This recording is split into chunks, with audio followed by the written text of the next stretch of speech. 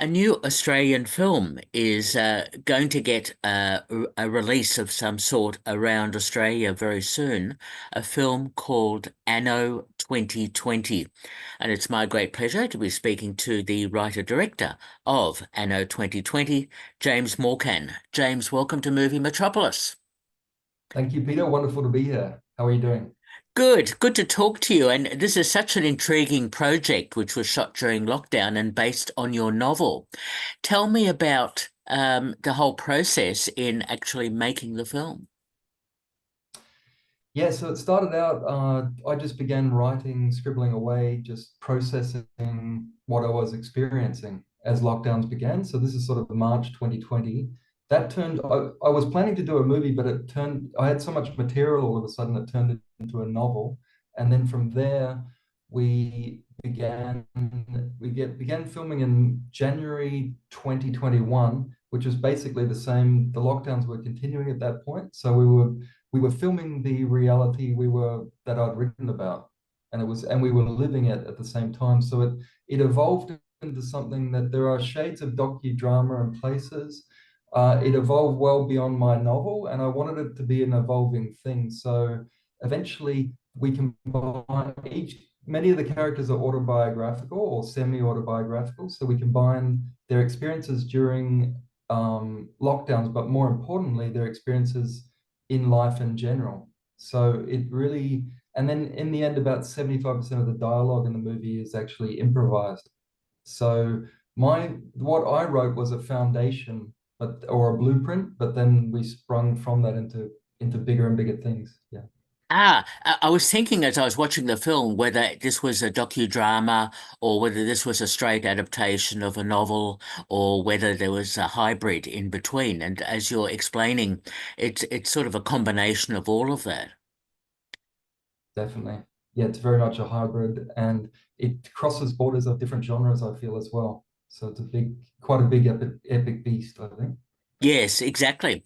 Tell me about the filming process because it was all shot pretty much via Zoom and internationally as well because this all is quite intriguing about how you put it all together.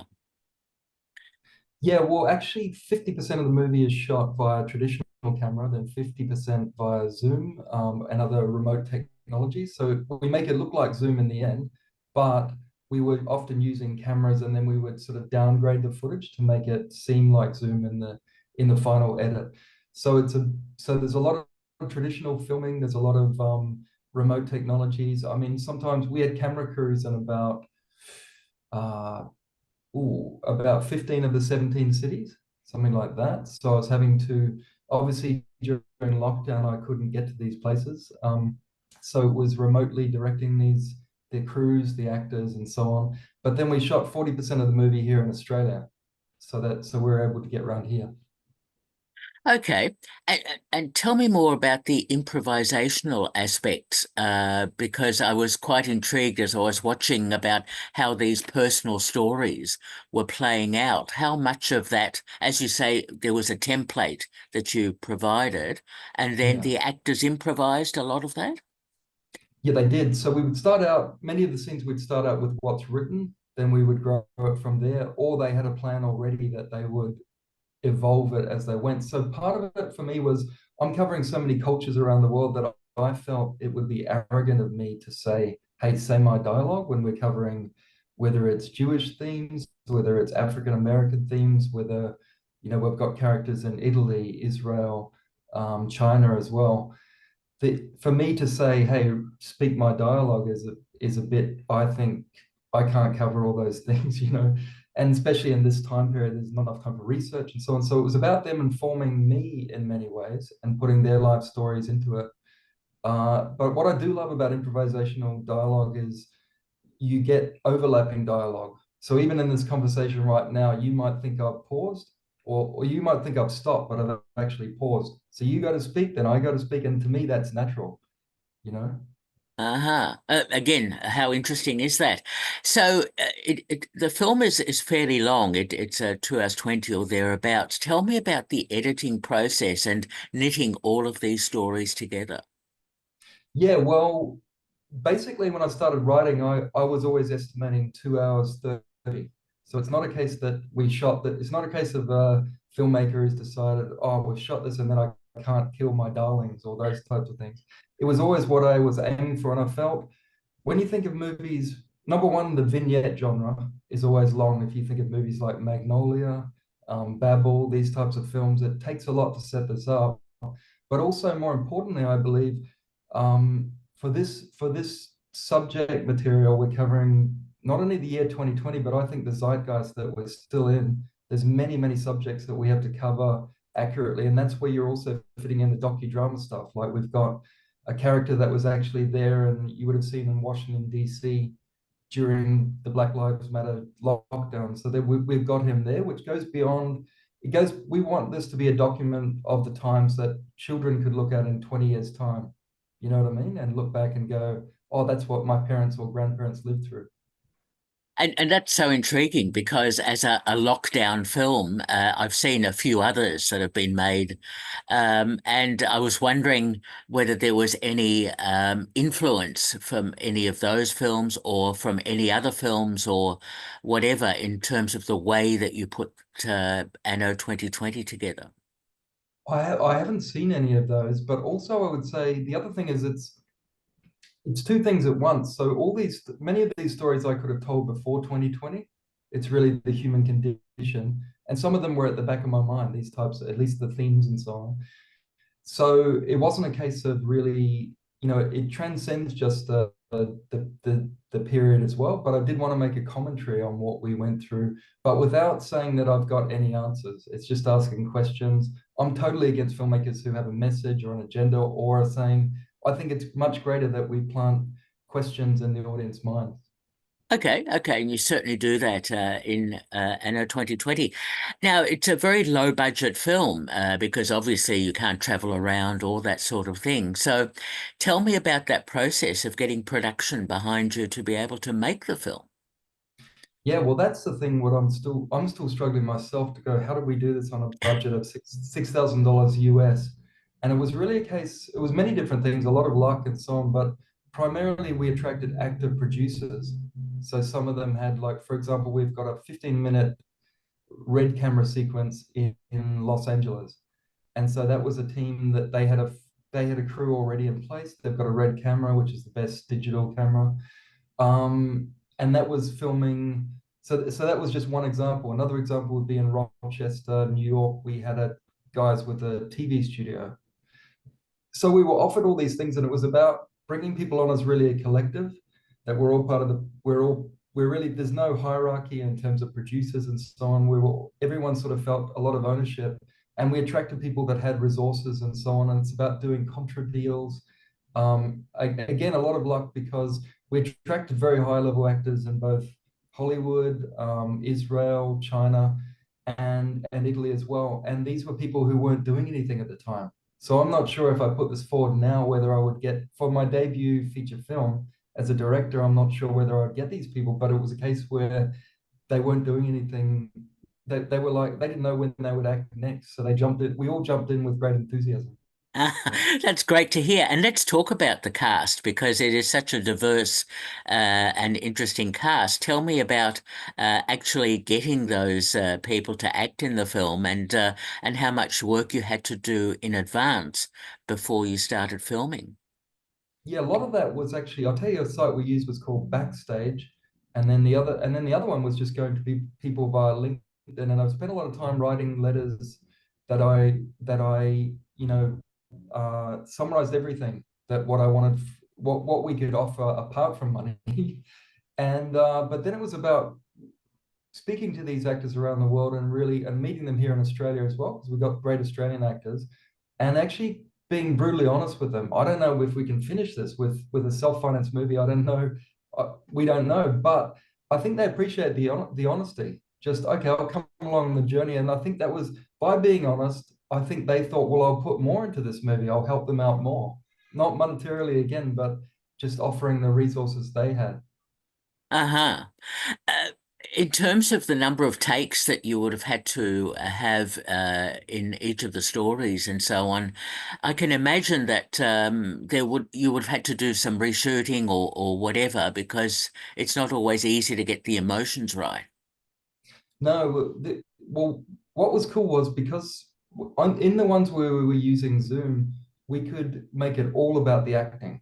There was no, film sets, as you know, are very chaotic places, and sometimes the actors are sort of left. You feel I'm myself as an act, and I'm an actor too, Mm. and I know that the feeling of, sometimes it's just like the acting is the last thought. You know what I mean? You've got so much else to do, the lighting, the sound, the camera.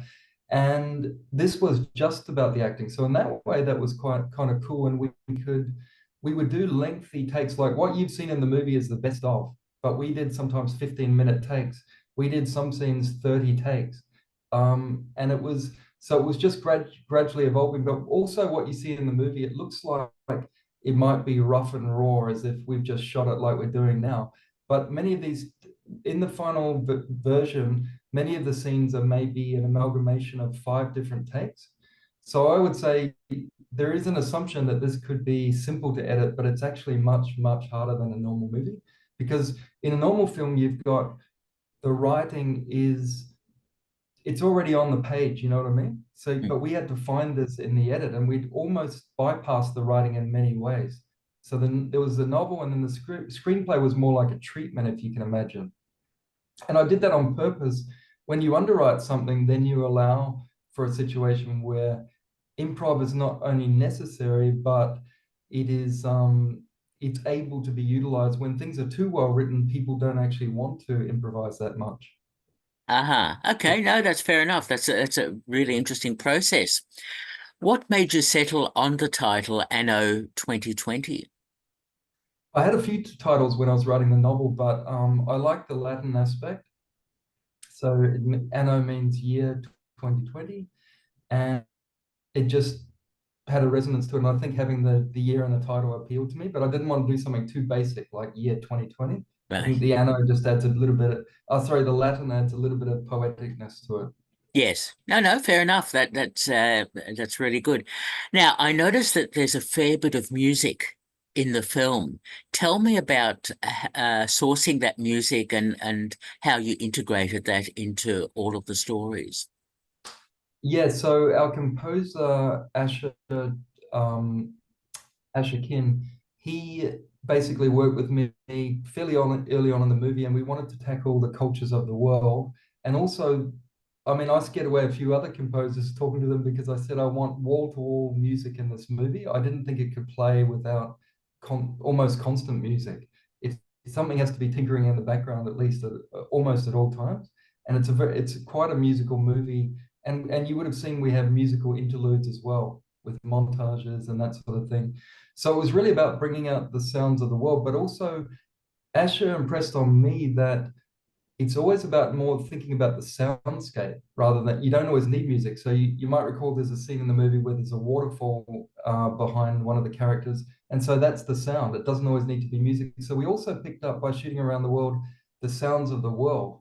So insects, birds, that sort of thing. And by shooting in 17 cities, I wanted to leave those sounds in there. Whereas normally what they do in a movie is they have a really clean, you just pick up the dialogue and you're not picking up much background noise, or you remove that background noise, and then they replace it with um, the controlled sounds that they want to insert later. So let's say if a car's going by and you see that in the background, they won't pick up the what that is wild dialogue, wild sound. They will insert that later. But I wanted the sounds of the world, even if it was a bit rough and documentary like, I wanted those sounds to be left in because it's more organic, you see.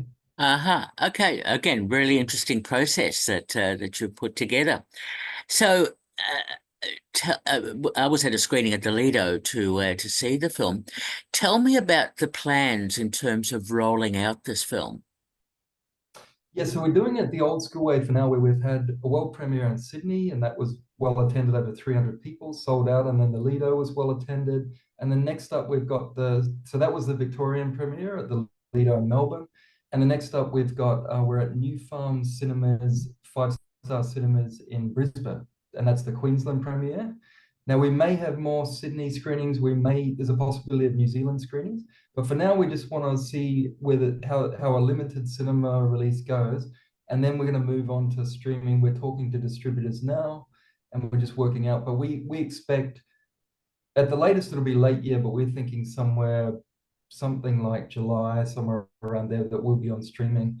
And and I think, I mean, I'm still working out, does this play better in the cinema? Is it more of a streaming movie? And when we were doing it, we were never even thinking of cinema.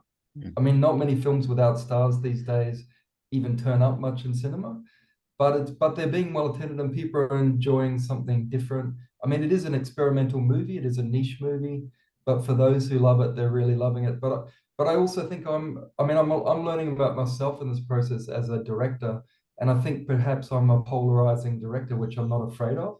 So there's quite a bit of controversial themes in this movie that I wouldn't have been able to put in if I had a financier or distributor. I don't believe there's anything in any financier in the world that would allow some of the stuff, even though there is no agenda, but I'm putting in things that, people got banned for around the world. But all I'm doing is, I believe, is just showing a smorgasbord of opinions about this era, which is still to be decided what is the truth. I think we need another 10, 20 years to look back and go, what really happened during this period, you know? Yes, yes, the whole issue of the lockdowns and the impact on individuals and so on. Absolutely, yes, Mm, I agree. mm. Is there a website people can go to for more information about the film? Not really a website. We're very busy on social media. We've got a Facebook page, we've got a Twitter and that sort of thing. Yeah. Okay, all right.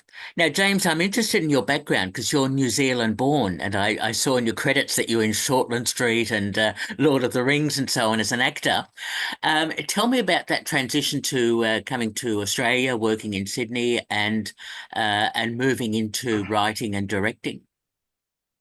Yeah, so as you said, I'm an actor first, and then I've been a writer for many years. My father in New Zealand is a novelist, former journalist.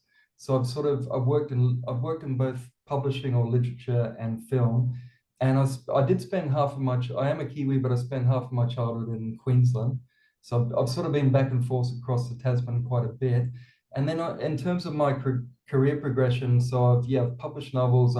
I've had credits as a screenwriter on half a dozen features or so, and then and I'm actually glad I had opportunities potentially to direct when I was younger, but I'm glad that I waited till now, because I think you have to really bring together many art forms, whether it's writing, whether it's camera, understanding of fashion, all these different things, that it's quite daunting, and especially in a movie like this where we're covering many genres, in fact, yeah. Exactly. And I noticed in your writing and your background, you've worked in Sydney and India with films, Love You Krishna, etc., and you've acted in British television as well. So you have quite a diverse career interest there. Yes, yes, it's well, once again, I think similar to this movie, I've got a passion for bringing out different culture, exploring different cultures in films, you know what I mean? Yes, exactly. So are you working on something at the moment? Yeah, I am. There's quite a few things that I want to, off the back of Anno 2020. I've got many scripts and novels that are at advanced levels, and it's just about bringing those together, offering those, and see who wants to finance them. All right. Well, I wish you well with all that, James. And I must ask you, do you have have you recently seen a film, television series, anything at all that has impressed you?